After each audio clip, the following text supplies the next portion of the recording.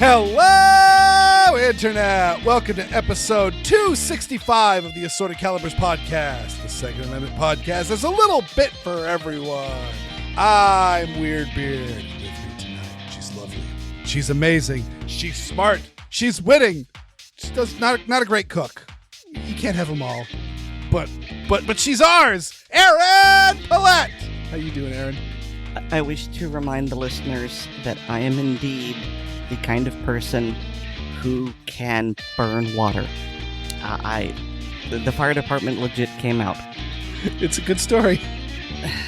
How am I doing? I mean, last week was pretty good, but today, not so good. You know, when mom starts a conversation with, I need you to do something and it's gonna make you cry, that's always a sign of a good day. Yeah. Just, you know, we've got Daisy's ashes, and she wanted help putting the paw print that was in clay on the little memorial box and things like that. And, you know, and I started ugly crying again, so that was fun. And it's just been a bad day. In my county specifically, there have been a lot of kids who have been killed or injured in car accidents or molested. It was just... I'm not the kind of person who watches the news, but I hear it as I'm making supper, and I'm just going, Jesus Christ, today is bad. So, yeah, not having a real fun day, and I'm sure our listeners are tired of me being mopey, and I am too. I would like for life to stop sucking, please. By the way, if any listeners have an in with USA Insurance, we need help, because they are still refusing. Well, it's not that they're refusing to pay nothing, but it's like, I don't remember, but let's say that it was something like $40,000 to make the Master Suite livable, and it'd be basically like, well, here's $5,000, and we've got an insurance agent who's going, screw you, you know, receipt.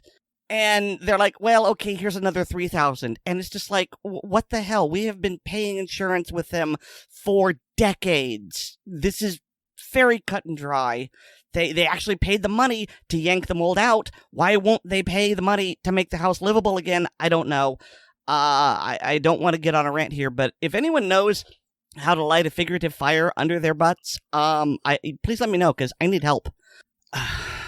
Erin, I'm not going to say the answer is Killdozer, because that would not be an appropriate thing to say.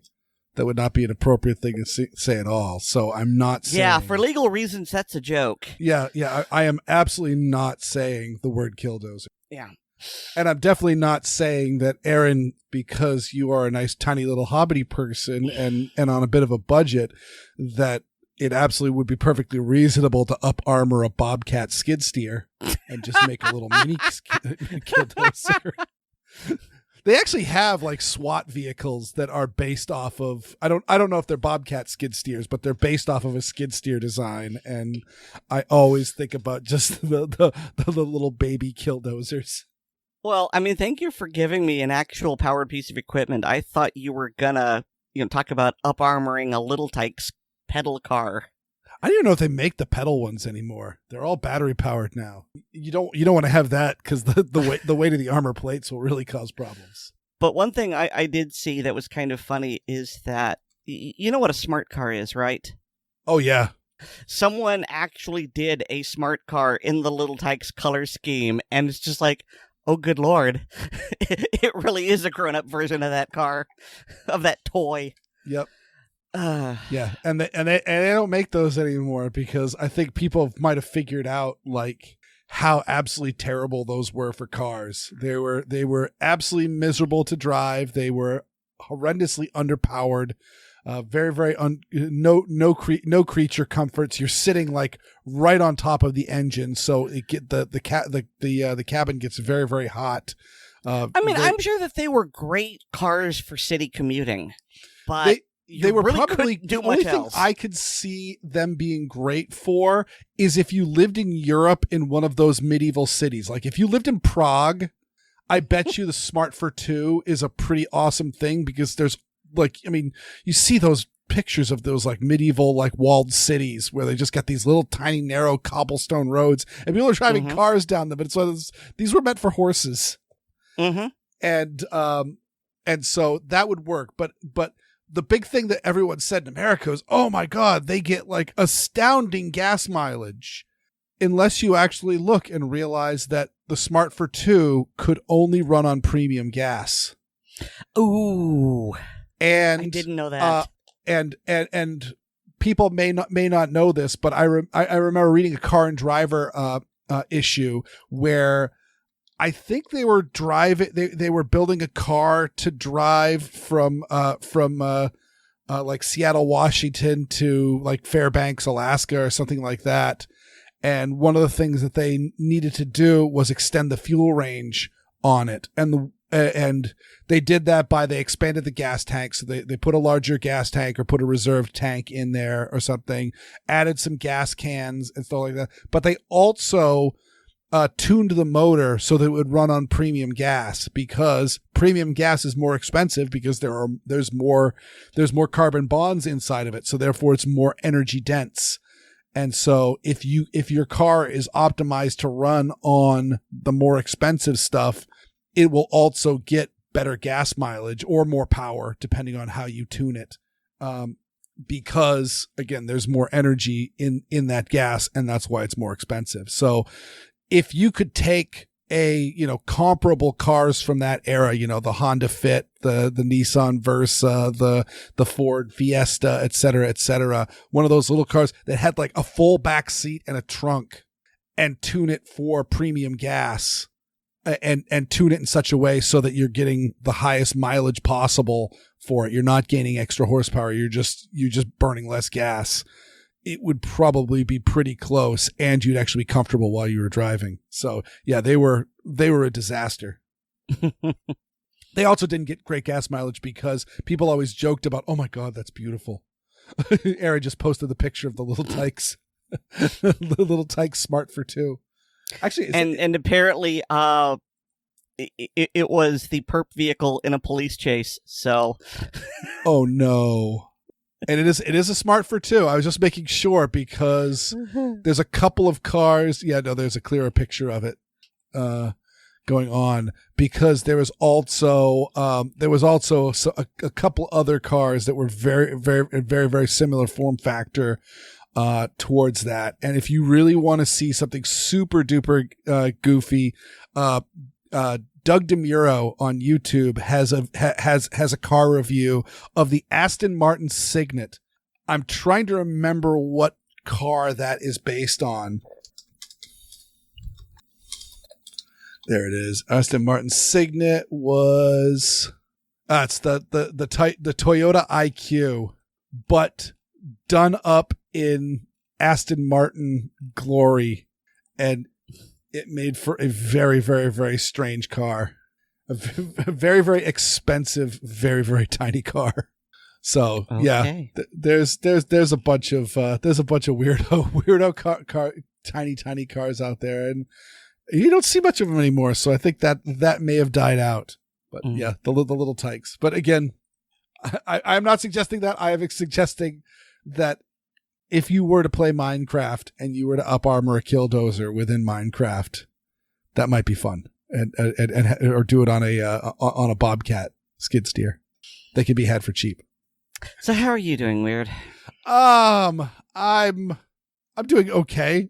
It was a rough weekend. My I don't know what's bothering her. If she's going to be starting school this week, so I don't know if she's nervous about school starting or it's just the transition back from having a very carefree vacation time or what. But my daughter's having a tough time, and tonight was another rough night. And so yeah, but she's in bed and she's fast asleep now, so that's over and done with, and we'll talk about some of the horrible choices that she made in the morning, and that's all I wanted to discuss about that. So I bet you're looking forward to puberty, aren't you? Oh my God.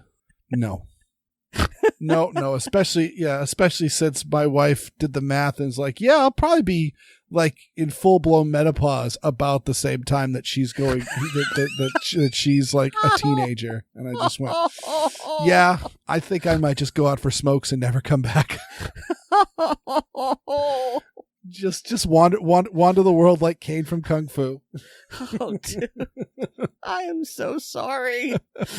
We'll see. Hot flashes on one hand, PMS on the other. Oh. Yeah. Oh.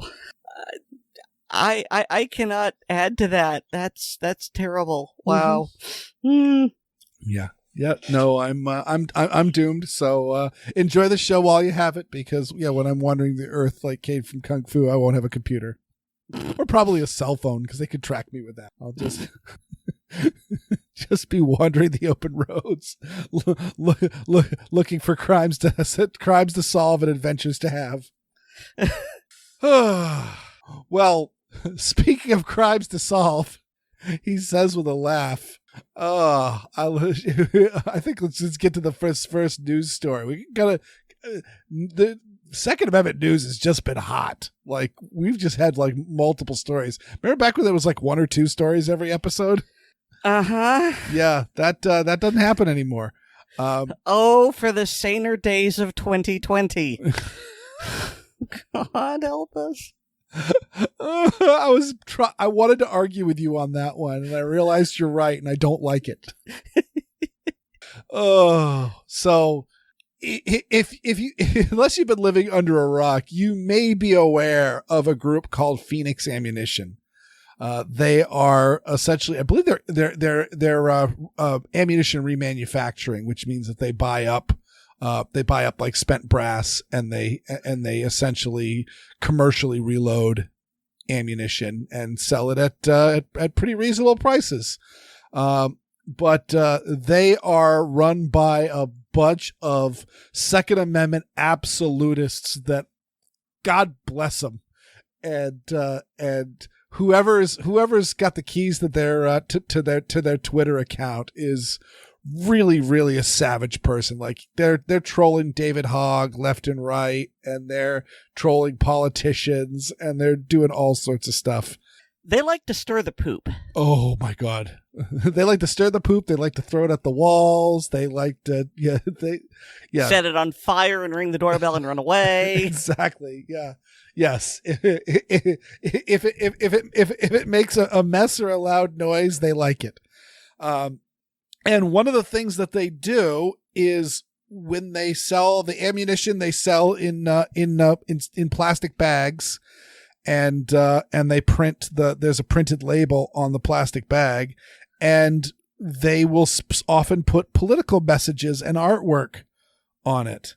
And the artwork in question for this one is that a They Live reference? It is absolutely. There's a little They Live type picture. You've got the I think they're aliens. It's been a long time since I've seen They Live. It's an absolutely amazing movie, but it's the creatures from They Live with the obey signs behind them, and all that. And it says, it's a package of 223 ammo.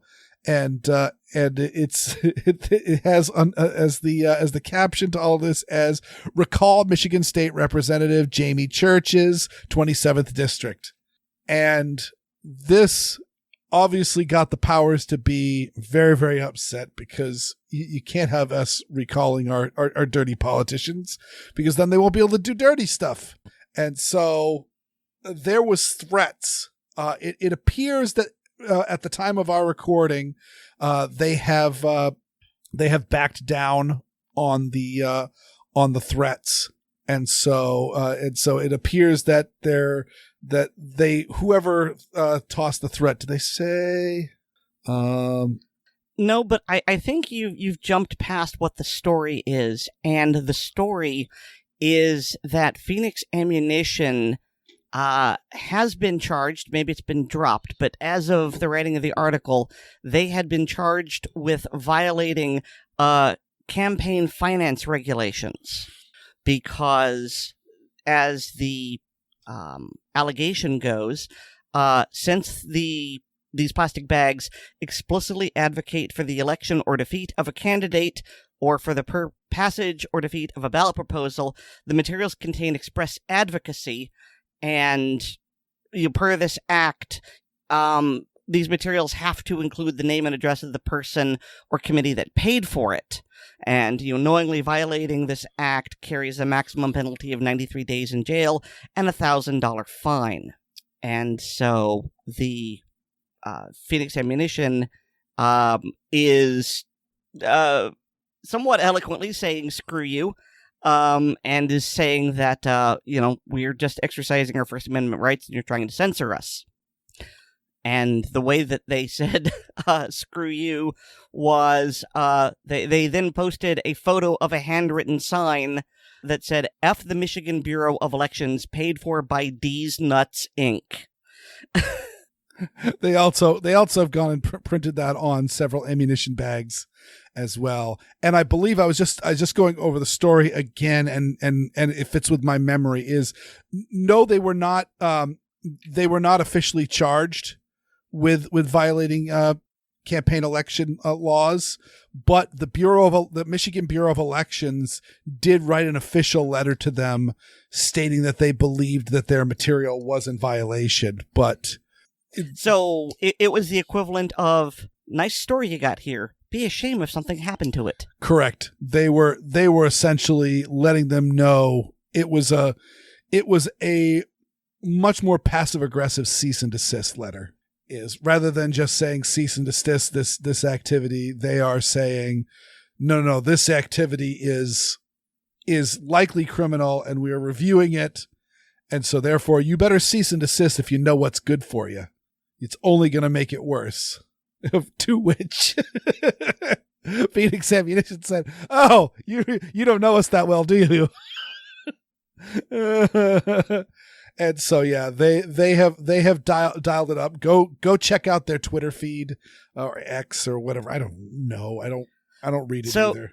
So these days, and I don't think this is official, but these days I've heard it referred to as Twix. TWI for Twitter and X for X. Okay. So let's start that. Let's call it Twix. We'll take Twix. You know what? I actually don't mind saying that. You know what? I'm cool with that. I'm done saying it no matter what happens. So yeah, if you're on the Twix, I love it. If you're on the Twix, yeah, follow them. I've got a friend in Michigan who is an avid follower of them, and he's been sending me like just their fiery tweets and pictures of the ammunition bag and all that. And they've got a lot of paid for by D's Nuts Inc. stuff, which I wouldn't put it past them I would put it past them that they have they might have actually incorporated a group called D's Nuts. So yeah, but yeah, it appears that that's not going to go anywhere. But I love the fact that it happened, and I love the nature of it, and hearing you titter about it as well. Over there, Aaron is saying that I chose very, very wisely on this story. It's just amusing and it's great. And hey, guess what? If you want some ammo, why don't you go check out Phoenix Ammunition, because not only is it, I mean, I've heard nothing bad about their ammo. I've heard that it's really, really good stuff, and the price, it's remanufactured, so the prices are going to be a lot better than new and Bock stuff. And hey, guess what? You're giving money to the right place if you like people putting the finger in the eyes of the gun prohibition movement. Yeah, just to make this clear, the person that they're calling for the recall of has supported multiple gun control bills following some high-profile shootings. And so, with them being in the firearms business, not only are they very pro to a as you said, but also this is their livelihood that's being threatened. So it's not just we don't like her politics. It's we are a two-way business. This state representative wants to shut us down. So, it's not just a pissing contest. This is a legitimate, potentially existential threat to Phoenix Ammo. I just want to make that clear. They aren't doing it to be mean. They are making a principled stand and trying to defend their business.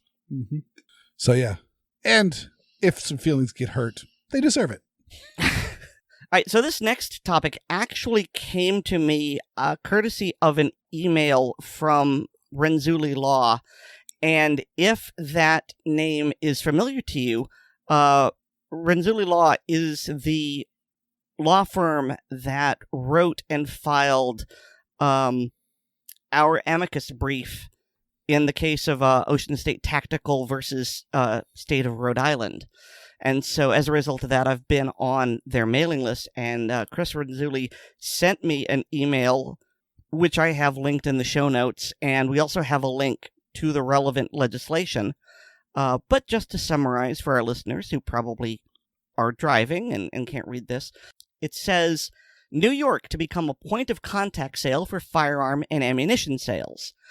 And so what it means is that New York State is going to set up its own instant check system. Okay, but this being New York, there's a catch, and the fix is in. Because NICS doesn't charge, but New York will charge a $9 fee for conducting a background check related to a firearm purchase. But wait, there's more. They will also charge a $2.50 fee when you buy ammunition, because they will perform a background check for that too. So here's what I don't completely understand here. I'm pretty sure that the background check is exactly the same, or maybe it's not. I don't know. I just figure a background check is a background check. So I don't fully know why they're charging $9 for one and $2.50 for another, unless it is simply to make it less onerous to the businesses that are trying to sell ammunition. Because if you have to pay a $9 background check for every box of ammunition you buy, that's going to put a lot of people out of business. But of course, this is New York State. This would be a feature, not a bug. I don't really know what's going on. I really thought David, because I linked this in the Discord, and I thought he would have weighed in, but he didn't. But yeah, so the way this works is that as of September 13th, so just a little bit after you've heard this, the background checks will go into effect. And one of the closing statements here made by Renzulli Law Firm is, it is unclear whether the New York State Police is fully prepared to facilitate background checks for these sales, and whether it will be able to accommodate a high volume of sales. Because I imagine that there are a lot of people in upstate New York who like to go hunting, and if we aren't in hunting season now, we're going to be pretty soon. And I would imagine that they are unprepared, and they're going to get swamped with all the people that are buying hunting ammo and new hunting rifles and all that fun stuff. Yeah, and also as them switching over to a point of contact, I mean, obviously you're in Florida, and Florida is one of those states that runs its own background check system. And I mean, are there any horror stories that are with the Florida? I've never heard any. No, I haven't heard any. Really, the worst I can say is, and it may just be where I am, but my local gun store really doesn't like it if you have a firearm transferred to you from that store and you didn't buy through them, because in that case they end up charging me for a background check. And I guess it's just because of the time. I don't know. So at that point I basically go, look guys, I realize you got to make some money, so how about instead of charging me for the background check, I just buy some ammo buy some magazines, make it worth your time, so I can at least have something for the money that you're charging me. That's really the worst I can say about this, but I haven't had any issue with the Florida instant check system itself, no. So, but that being said, and New York and all that they're doing, of course, note that this is, this is the NYSERPA versus Weer'd state. Like, they literally are the background of the NYSERPA case, and they pretty much openly said nuh-uh, and are not really issuing permits any more than they were before, even though the court has said that they have to. And they're going to make us sue them again and again and again and again until, I don't know, like, we will see what happens here. But there's nothing to say that they have to do a good job at managing this background check system. I mean, I could mean that on the fact that they might be omitting names and causing problems and letting bad people buy guns.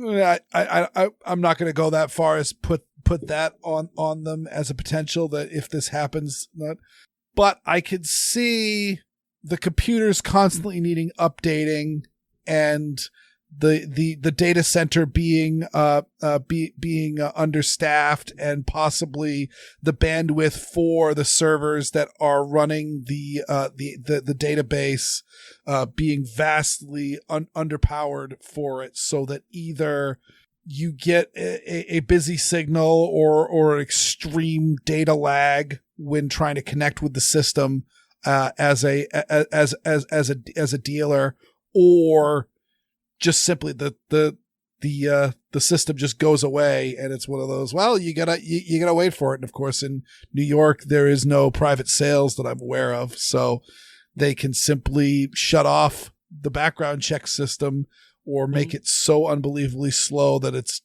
really not possible for someone to do a in-store instant background check.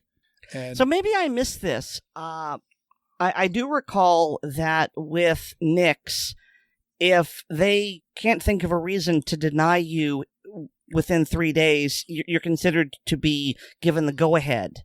Did you see anything either in that regard or specifically not in that regard in that linked New York code? I did not. I didn't go over it with a fine-tooth comb, and really this just popped into my head while you were talking. So, well, really, the reason I'm asking is because I could absolutely see New York State doing the whole, well, we couldn't get to you in 3 days because we're overwhelmed, so no. In which case, lawsuit. Okay, I've got any potential buyer or transferee shall have 30 days to appeal the denial of a background check. But I am not seeing. So it really does seem to support the assertion that, if they're overwhelmed or if they just turn off the computers, then you're hosed. You can't get it. And you have no. Well, you can theoretically appeal, but you can't win against City Hall. I don't think that there would really be any recourse other than suing for violation of your constitutional right. And you can put in for the.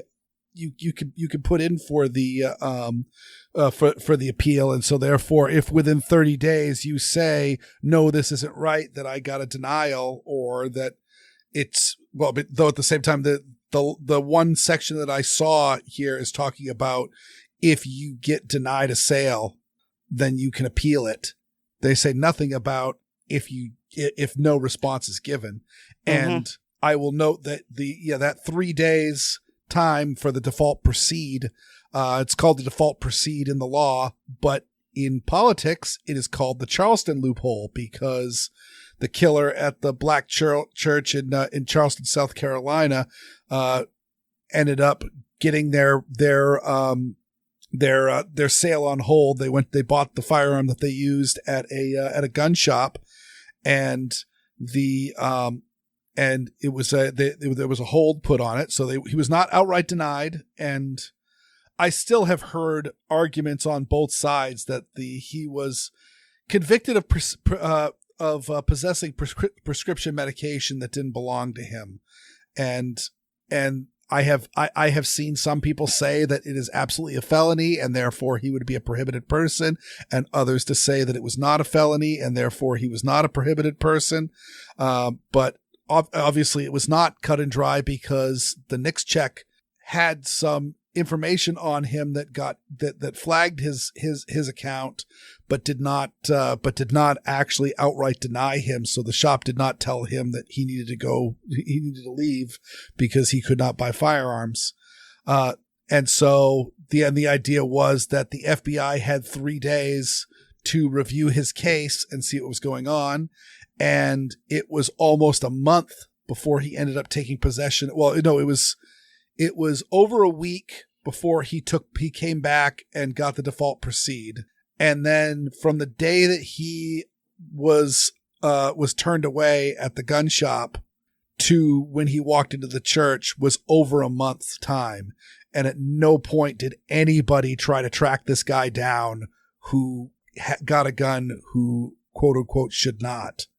So, which leads me to believe that there was absolutely nobody reviewing the case. So it went up for review and there was nobody to review it. And the reason why I put the default proceed in is so if the government pulls something stupid like that and just say, oh, we're just not going to have any people doing that, well, then it'll just, then essentially it will make it so that even people that are not prohibited people become prohibited people because there's a flag on their name. And you've got legal protections on what they can deny your right to keep and bear arms on, but there's no legal protections on what flags they can put on your account. They can just say, hey, you may have protested against somebody. You may have, led a recall campaign against an anti-gun politician. You may have written some nasty jokes on Twitter. You know what? We're going to put a flag on you. So which means that we're not saying you can't buy a gun, and you certainly can still own a gun. But if you try to buy a gun at a shop, we're not going to, they're not going to be able to proceed. And if you get rid of this quote unquote loophole, it's not a bug, it's a feature. If we get rid of this loophole, then all of a sudden now will never get it because we don't care. And therefore you're out to dry. And so I say all that to say, the Charleston loophole has been a huge boilerplate for the gun prohibition movement. And so the idea that New York would do such a drastic change to their gun laws and not also fix this quote unquote glitch where someone can be flagged or someone can, for some strange reason, not get a complete background check done and eventually be able to walk away with a firearm just because incompetence is no excuse for the system not working. And well, as we will see on this next story that I'm leading into, incompetence is a really, really, really good tactic in doing gun control. And in this case, the story here is that the Second Amendment Foundation is suing the Boston Police Commissioner. And essentially what happened is, so in Massachusetts, we have a permit that is required to own firearms and ammunition. And the system is extremely laggy. For the last 2 times that I've had to renew my permit, I have been going around with an expired permit in my pocket, which is the permit that allows me to own and carry firearms. It's not just for concealed carry. It is literally my whole collection is required. Every time I buy a gun, every time I buy ammunition, that permit has to come out of my wallet. And that's not, and then I do the background check. So it's not even like in North Carolina where the permit comes out of your pocket and they say, oh, okay, cool. So are you saying it's as bad as Illinois' FOID, or are you saying it's worse? Oh, I don't know enough about Illinois' FOID. I believe it is worse because I remember hearing about a baby getting issued a FOID because there's no age limit on them. There's age limits on FOIDs, and there are or FIDs in this case. And then, you have. All right, to be clear, you were saying that there is an age limit on Massachusetts FIDs. Yes. All right. And so, it's a pain in the butt. And again, it's tied to your rights, and it needs to be renewed regularly every 5 years. Or it might be 6 years. It all depends on where your birthday is, actually. It's a screwed up system that you can sometimes get cheated out of a year. But what happened in Boston was, what the procedure is that you fill out your application, or, either for renewal or for a new permit, and submit it with a check for $100 to your local police department. And then your local police department will look it over. And unless they see any glaring red flags on the application, they will then contact you and say, come on in and we'll fingerprint you. And then they will submit the application and the fingerprints to the Massachusetts State Police, who are in charge of running a background check on you. And then they will either give a proceed, don't proceed to your local police department, and they will issue you your permit.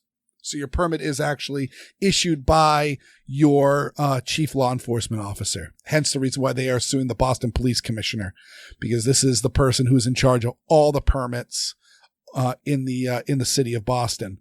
And during the COVID-19 pandemic, obviously there was many services and things that were shut down because of that, in order to slow the contagion, and we'll just leave it at that. It's a loaded term. But essentially they stopped processing the applications, taking photographs and taking fingerprints. And so they developed a backlog, and now that they're open for business, and also NYSERPA v. Bruin has open the floodgates, because there's so many people out there who never even applied for their gun permit because they knew they were going to be given a hard time. And then NYSERPA v. Bruin has given them a good reason to now go out and submit an application.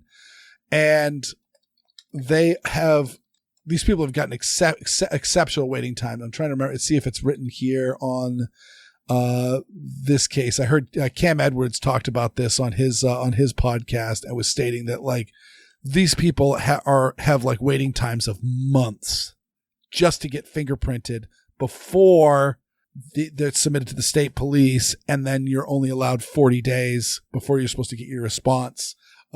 Just so you know, over my last 2 cases, it was 90 days. So the state police broke the law. What am I supposed to do about that? Well, the answer is call the Second Amendment Foundation, because, again, they are suing Boston because, again, they have a huge backlog. They're not hiring new cops or new administrators to help get this process along. They're not bringing in fingerprint techs and renting out a college a college function room or something like that, so they can just say, all right, you 180 people all show up at this night, and we are just going to fingerprint every last one of you all night long, and we're going to make it happen. No, instead they're just doing it still one at a time, like it's any other thing, and the backlog is just building up. And so, this is the other side of what I'm seeing with New York, which is, hey, if we don't do a good job, then we can essentially just completely sabotage the gears of the process and make it harder on gun owners. Well, once again, if you can't keep people from buying guns, buying ammunition, doing sports shooting, then it seems like they are trying to make it as inconvenient as possible that some people just give up in frustration. Mm-hmm. I have on multiple times taken new shooters to the gun range and had their eyes light up, and had people that, that looked and went, oh, how much does one of these cost? And I told them, and instead of, and every time someone has said that, it also happened, doesn't hurt that a lot of my a lot of my the people that I ended up taking shooting were coworkers, so therefore blue collar science jobs. So they've got some disposable income. So there was no sticker shock. There was, oh, that's pretty reasonable. Well, what do I need for permits? And I explained to them the permit process, and they go, well, I'll just go shooting with you. Mm-hmm. And that's the goal. That is the absolute goal. And to continue on the theme, that is such a terribly apropos pivot. I hate it. It's like I kind of strung them together like this because they seem to flow in well together, but I didn't quite realize how neatly all of these stories are fitting together, which, I mean, to say if that's a coincidence, it's not. These are just the news stories that have been coming across my desk, and I'm like, oh, this is a good one to talk about on the show. But essentially, we heard talks about this with the Safer Communities, the Bipartisan Safer Communities Act was passed, that the Biden administration was looking for heavier restrictions on what was an FFL. And what you would need a federal firearms license for. And they have officially released a memo on this. And here I'm actually on the White House's site for it. And they're saying this would be clarify what would be an individual engaged in business of dealing firearms. And some of the criteria would include offer for sale any number of firearms, and also represent to potential buyers that they're willing and able to purchase and or sell them additional firearms. I mean, it's a convoluted way of essentially saying that if you've got a bunch of guns for sale and you're also interested in buying or willing to sell more of those guns, then potentially you might need an FFL. Repeatedly offer for sale firearms within 30 days after they were purchased. So if you are selling guns that were recently bought at other dealers, repeatedly offer for sale firearms that are like new in their original packaging. As a collector, I find that to be a huge red flag because I have seen a ton of like new in box listings in various websites and auctions. Well, I mean, it's pretty clear what they're trying to do, and this is not me defending them at all, but they are trying to eliminate people who are resell. I bought it, haven't used it, and I plan to flip it. Yep. Oh yeah, and that's already essentially illegal. They're just clarifying that. And honestly speaking, we talked about this when the law passed, is some clarification on this and clarification on what a firearms receiver actually means would actually be good for business, because, we have these 80% lowers that you can buy, but they're not 80%. There's no such thing as 80%. It just so happens that that's the term that they've used for it, but they make a firearm almost enough and then send it to the ATF and say, is this a gun or is this a piece of plastic? And the ATF will let them know if it's a gun or a piece of plastic. And so that's to actually clarify it so that a gun maker could be positive that a firearm was not a firearm, and that by omitting this step and this step and this step in the machining process, oh yeah, no, it's not a gun. But that's not in there. It's all subjective.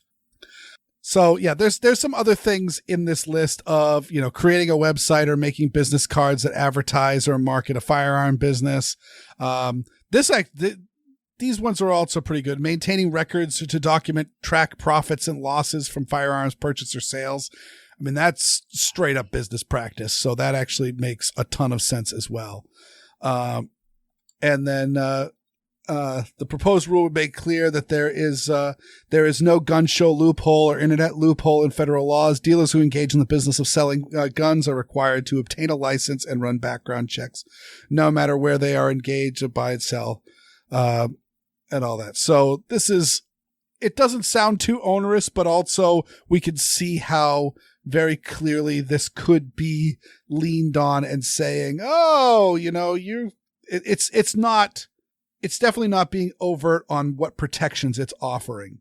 Mhm. So therefore I can see this being used against us. And, Well, I mean, given this administration's track record, anything vague will be used against us. I mean, just anticipate that's how it's going to go and plan from there.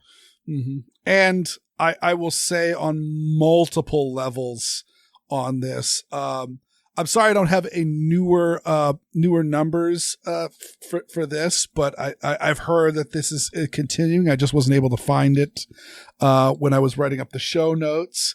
But essentially, this is a report from the Second Amendment Foundation from May of last year, and it is saying that that the number of firearms licenses that are revoked is up 500%.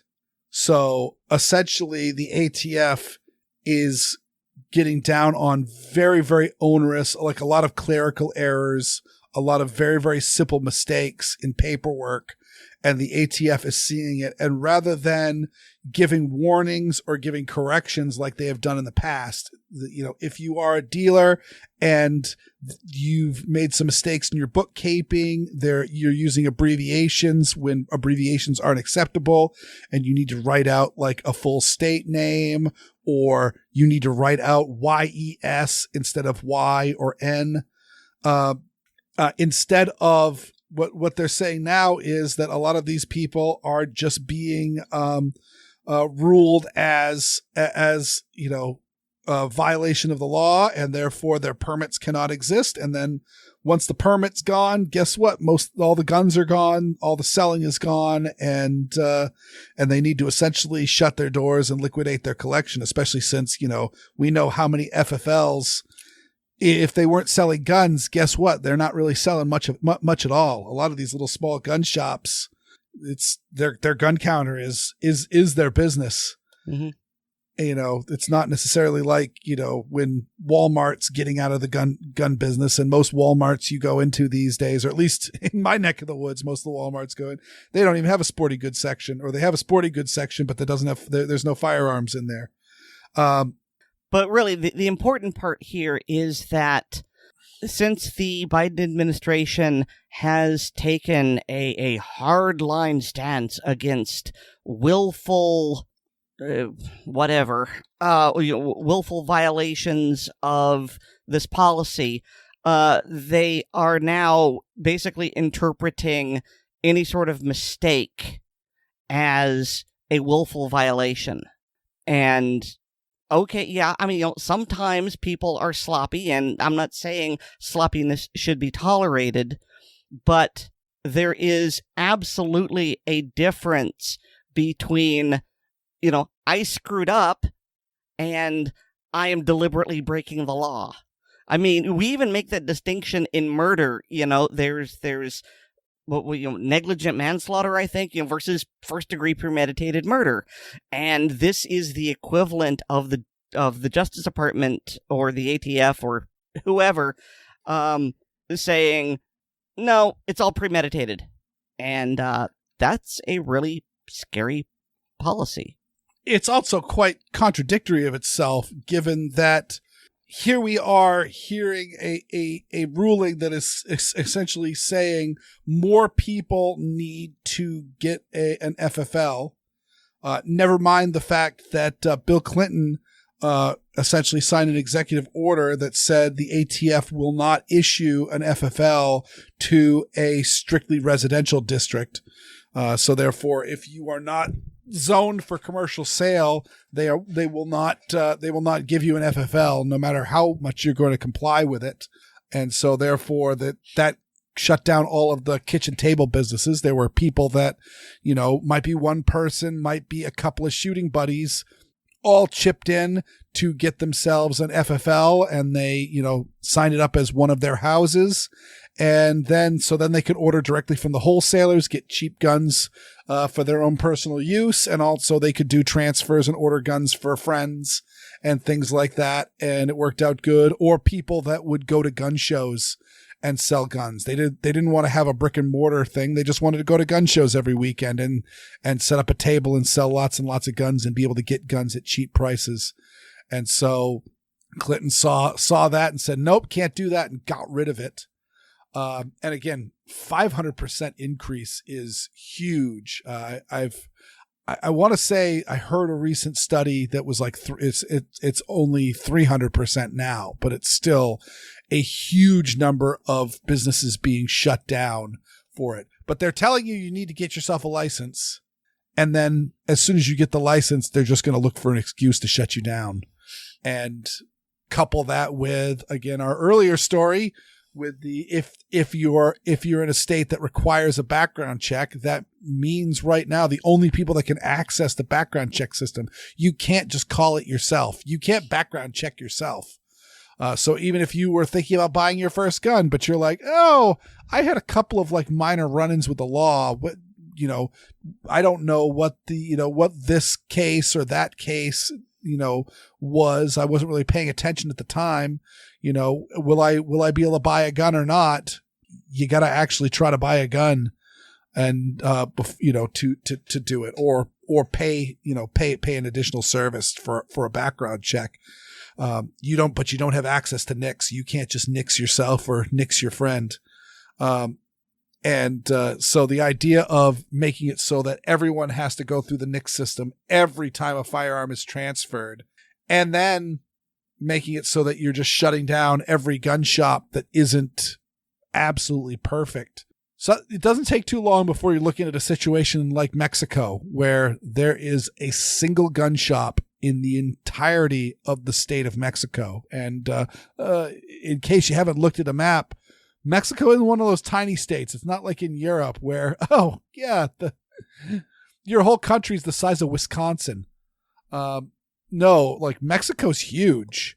And so the idea that you could be down in the Yucatan Peninsula and wanting to get a gun, and you would need to travel to Mexico City just so you could access a gun shop and buy a gun it's just unfathomable to me. And so, I think that this is absolutely something that the gun prohibition movement has in mind. Are you a lefty? Are there lefties in your circle of trust? Do you do tactical stuff where you sometimes shoot a rifle left-handed to best use cover? If you answered yes to any of these, then listen up to Miles as he talks about how to make your rifle more left-hand friendly.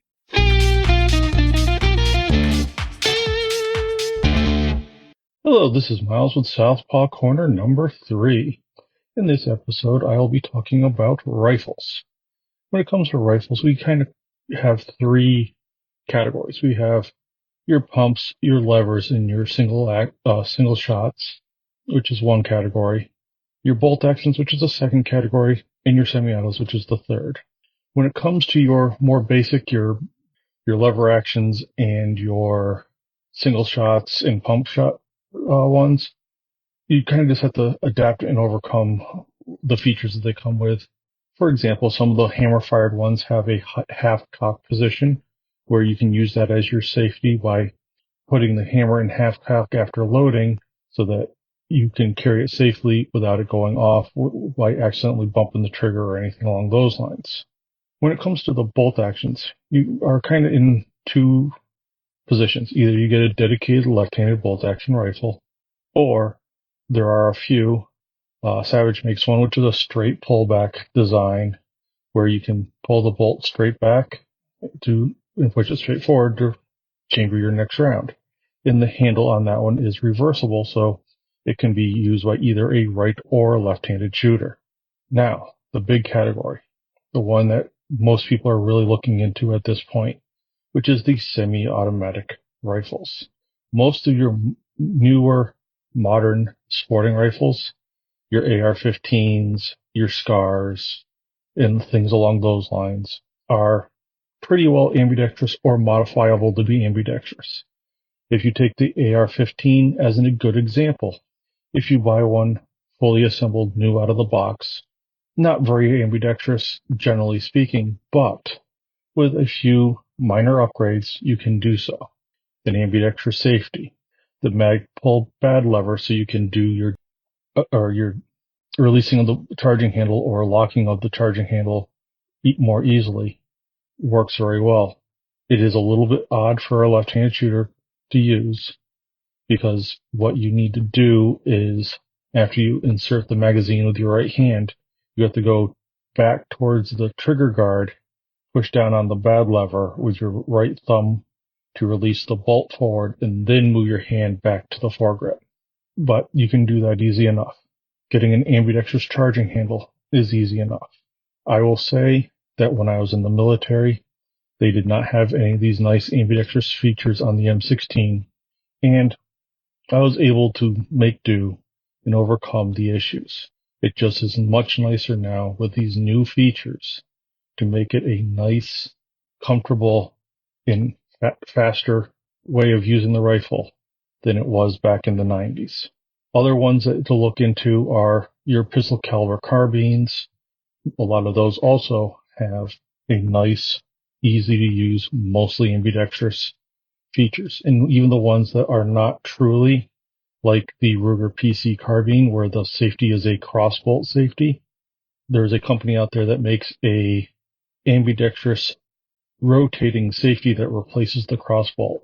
I will include a link to Weer'd to put in the show notes so people can get to that and find it. This also works on the Ruger 1022 as well. It's not just the PC carbine. Like I said, right now, most of the more modern firearms in the rifles that are semi-automatic are easily updated or converted to be very ambidextrous if they aren't already that way out of the box. The only issue you will still run into with these, and on some of them it could be an issue. I know the AR-15 has a good brass deflector, so it does not hit you when it comes back, but that does not mean all of them are. The other category we should hit upon real quick is the bullpup semi-autos. There are a few out there. Some you have to order specifically left-handed, like the IWI, and others like the Springfield Hellion are reversible right out of the box. And the big thing that's reversible is the ejection port, because with a bullpup, you do not want the round kicking out directly into the side of your face when you fire. There are others like the Kel-Tec bullpup, which has a down eject, so that it does eject down kind of at your feet if you're standing. The only downside of that is if you're bench shooting or in the prone, you have to be careful because the brass will hit you in the elbows at times, whether you're right or left-handed. That really does conclude what there is for different ambidextrous or left-handed friendly rifles. Thank you for listening, and I will have another segment soon. I'm going to be talking about common EDC items that people don't always think about. Thank you, and have a great day.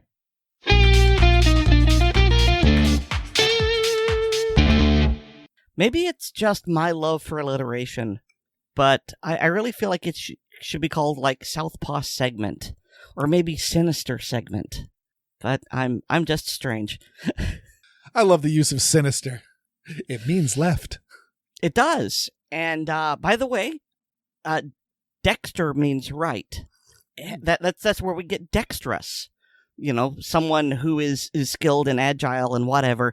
And so, as our Southpaw friends will point out, there is inherent discrimination built into the adjective, where people who are right-handers are skilled and smooth and fluid, whereas left-handers are evil.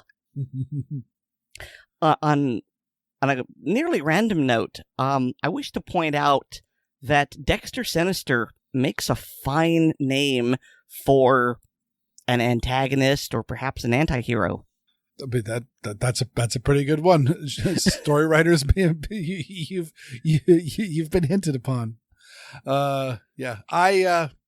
Miles mentioned the Savage rifles. I had heard about them, and they look pretty cool, and but they're also pretty spendy. They're all like over $1,000. But also I looked up, when I think straight pull modern rifles, I mean, obviously you got the Schmidt-Rubin, military rifles. But Blaser made. I was familiar with the R93. I used to play the Hitman games back in the 90s, and that was the sniper rifle. But it appears that that's been discontinued, and the updated version is now called the R8 rifle. And I looked them up online and found the prices, and oh boy, I was seeing like a bunch at like over $5,000. So the Savage is a bargain compared to the Blazer. That being said, yeah, maybe it's just better just to buy a semi-auto rifle. Good Lord. And on that Miles mentions the bad lever, and that immediately perked up my ears. I have a link to Ian and Carl in InRange back when they were still collabing together, and they were talking about the What Would Stoner Do rifle, and they did not. They originally they wanted to make the gun completely ambidextrous. Number one, Carl's right-handed and Ian's left-handed, but also for all the reasons that I said above, like, in the event that you need to arm a left-handed person, having an ambi gun is a really, really good idea. And, in the event that you are going around a piece of cover, on your left-hand side, switching the rifle over to the left-hand shoulder allows you to better use the cover and not expose as much of your body when coming around it. So these are all good ideas to have with it. And they relayed several instances where people using bad levers have had negligent discharges just because you are sticking your finger into the trigger guard of a charged and possibly more than likely a rifle with the safety off. And it is very easy if you are going fast to bump the trigger, especially with a light AR trigger, and have it. Shall we just assume that all of our listeners know what a bad lever is, or should we explain for the ignorant folks? No, that is a good idea. The links are in the show notes, but it's a lever made by Magpul where essentially the lever extends down and hooks through the trigger guard at the front of the trigger guard. And so therefore you can stick your finger on either side of it and pull it down to activate the bolt release and let the bolt run forward. And so it's... Yeah, BAD stands for battery assisted device.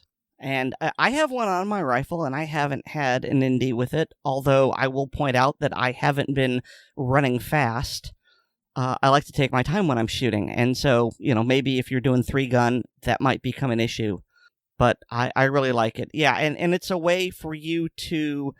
And it's a way for you to send the bolt home after it's locked open, without having to, change your grip. You can do it just with your trigger finger.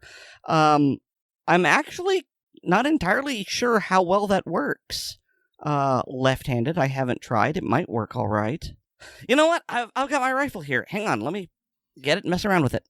I'm going to make sure that it's clear.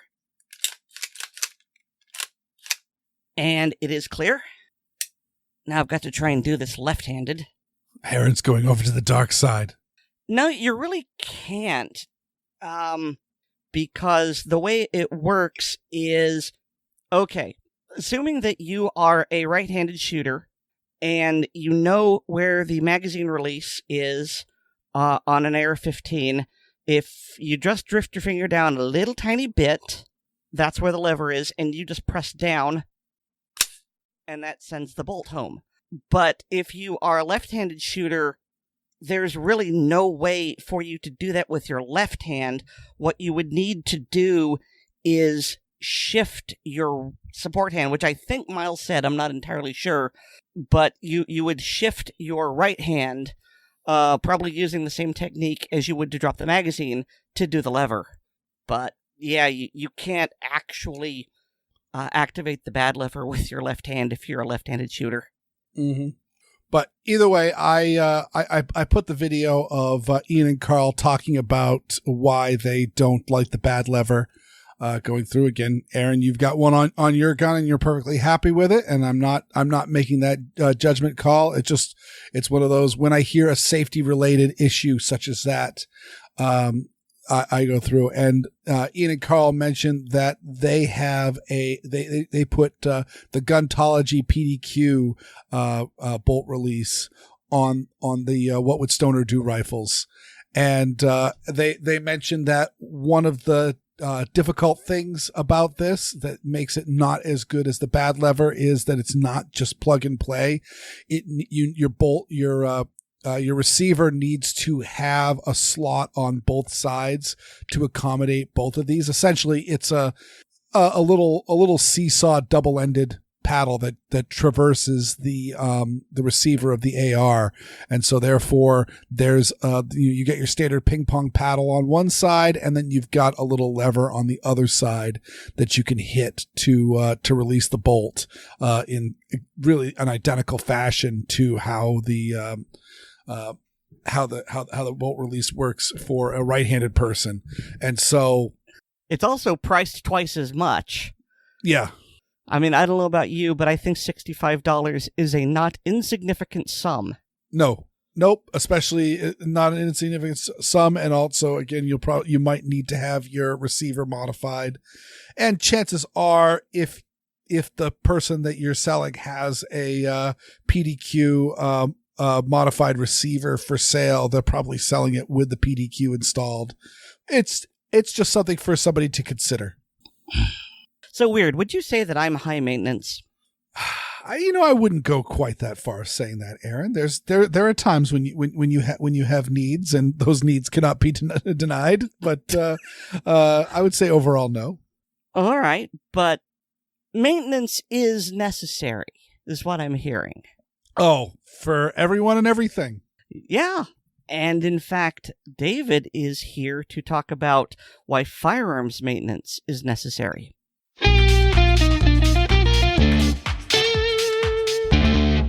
Hi, and welcome to Gun Lovers and Other Strangers. In this segment, I'd like to talk about a consistently neglected aspect of firearms ownership: basic firearm maintenance, both preventative and routine.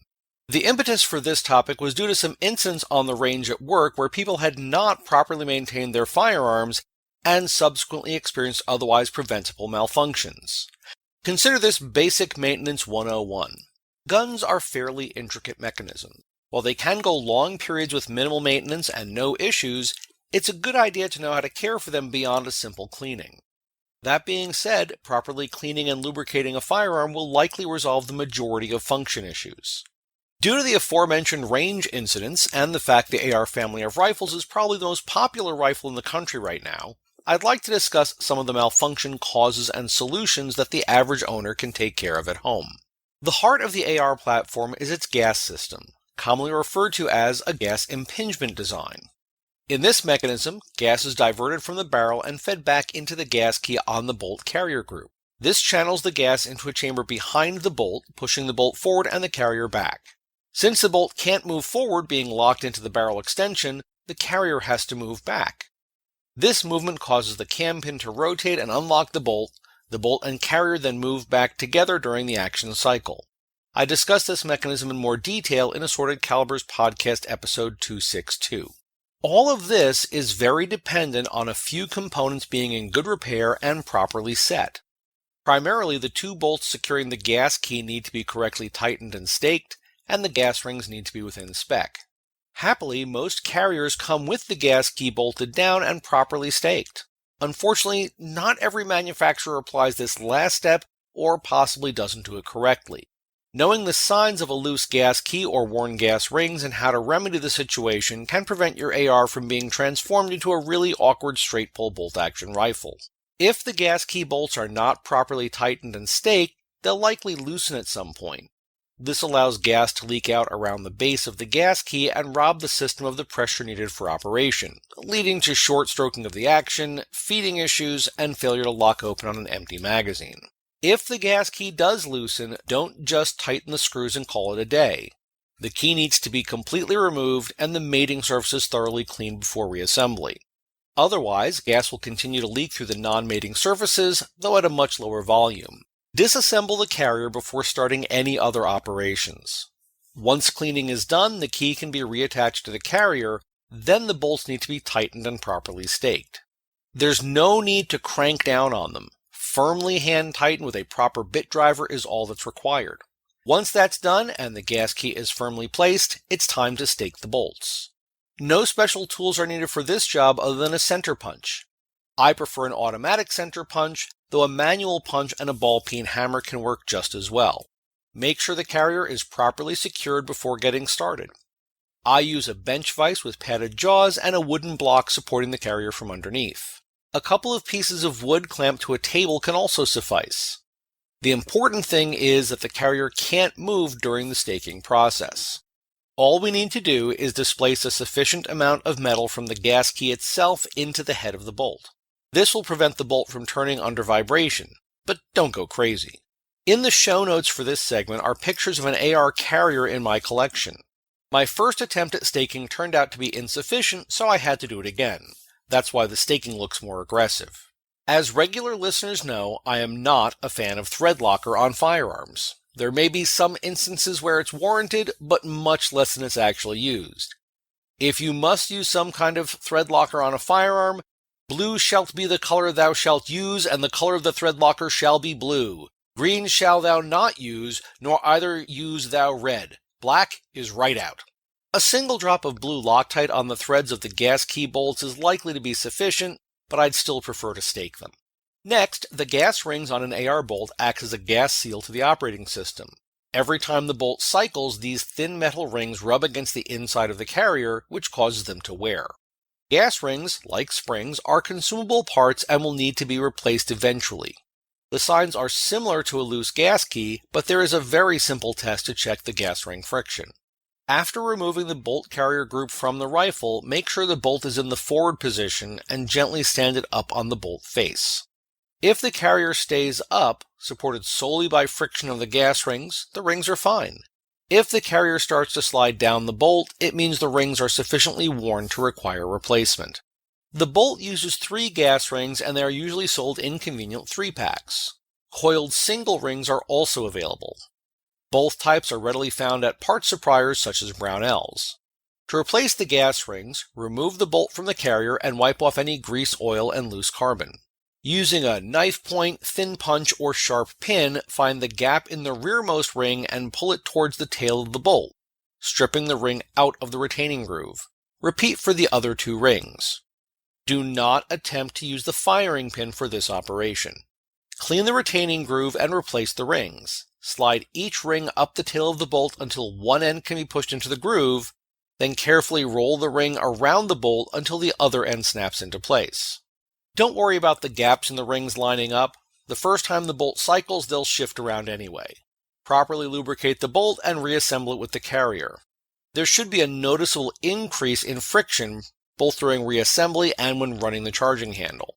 Another potential place to look for problems is with the hammer spring. One of the legs can snap off, resulting in light primer strikes and other failures to fire. This is an easy one to both determine and resolve, assuming a replacement hammer spring is on hand. With the upper and lower separated, look down into the fire control pocket and see if the hammer still has both legs going back and over the trigger pin. If one of them is missing, the spring needs to be replaced. Carefully lower the hammer. Never drop the hammer freely against the receiver. This can crack the aluminum lower. Once the hammer is forward, tap out the pin and remove the hammer and remains of the spring. Note the orientation of these 2 parts. Make sure when replacing the hammer spring it's correctly positioned. When viewed from the side, the loop should be to the back of the hammer about halfway up, resting just below the secondary sear. The legs of the spring should loop over the top and extend forward and down. Place the spring legs on top of the trigger pin and rotate the hammer into place. If necessary, align the hammer with a punch and then gently tap the hammer pin into place. Cock the hammer, reassemble the firearm, and check operation. While there are other issues that can occur and affect the functioning of a firearm, these are the most common ones I've seen on the range. Remember, take care of your tools and they'll take care of you. You failed to maintain your weapon, son. I don't reckon you've got long. I've seen that before. Gut wound. The slug's probably torn right through your liver.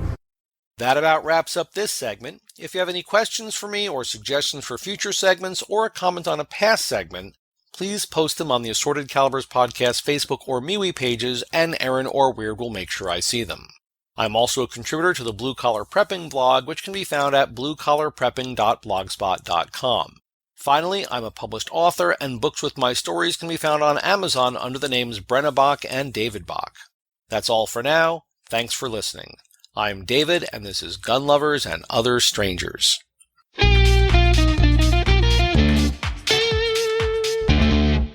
May I just say that if you're ever in the same room as David, just start talking about red Loctite. It always gets him so wound up.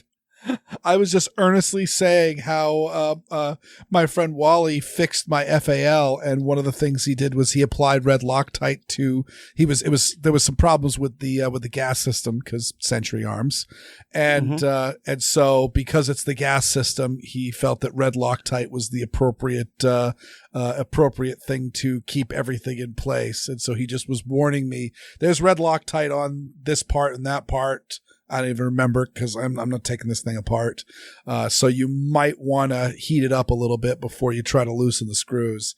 And I was telling this to David, and he's just, you can hear the sweat coming out of his palms. He just does not like red Loctite at all. Yeah, that's the one where if you want to remove it, you've basically got to stick it in the oven.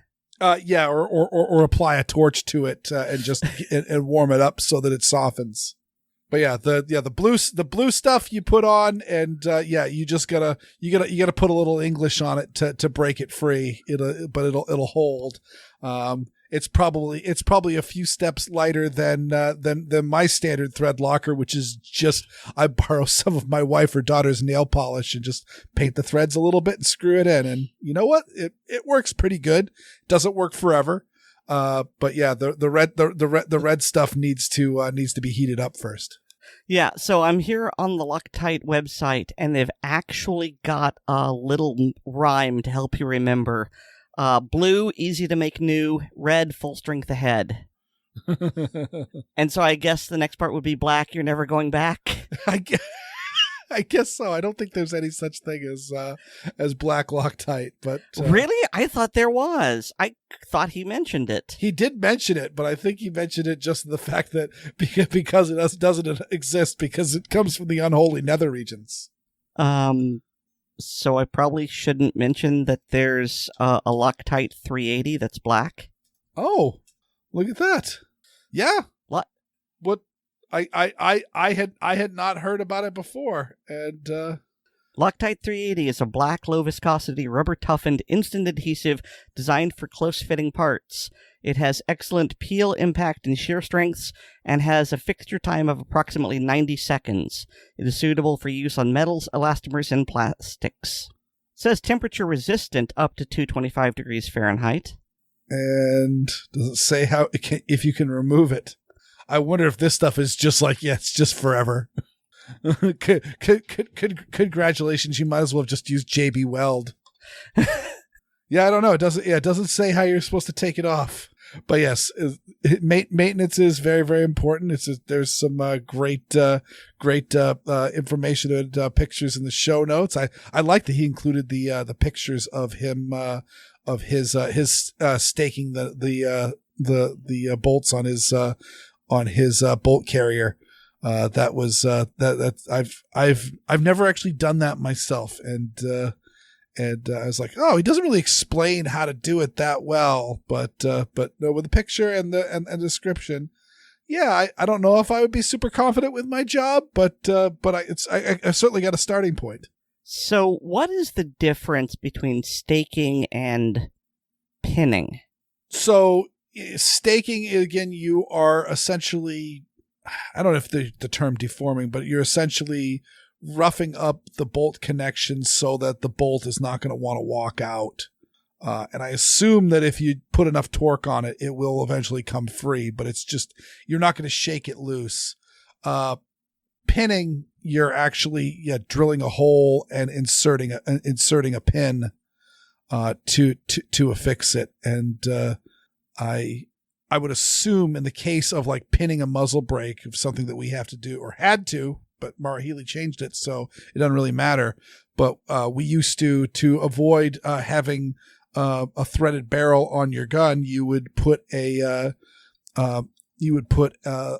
muzzle brake on the gun and then pin it in place so that they would go through. And I assume they'd probably put a little dab of solder or a little weld on it so that the pin isn't going to come out, so that it becomes a permanent fixture.